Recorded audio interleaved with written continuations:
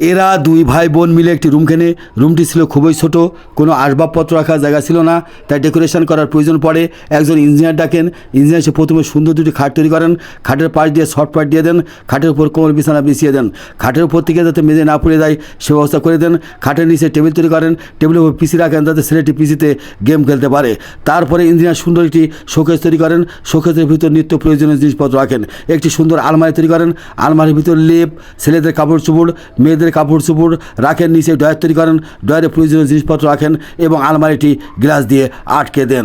তারপরে ইঞ্জিনিয়ার সুন্দর একটি টেবিল তৈরি করেন, টেবিলের দুই পাশে দুইটি ল্যাপটপ রাখেন যাতে ভাই বোন মিলে ল্যাপটপে কাজ করতে পারে। একটি সুন্দর বুক সেল তৈরি করেন, প্রয়োজনীয় বইপত্র রাখেন। তারপরে ইঞ্জিনিয়ার একটি বক্স তৈরি করেন, বক্সের ভিতর নিত্য প্রয়োজনীয় জিনিসপত্র রাখেন, বক্সের নিচেই মোবাইল চার্জ দেওয়ারও ব্যবস্থা করে দেন। টাকা না মাকে বেশি ভালোবাসেন? যদি মাকে বেশি ভালোবাসেন কমেন্ট বক্সে লিখে দিন আই লাভ ইউ মা। দয়া করে চ্যানেলটিকে সাবস্ক্রাইব করুন।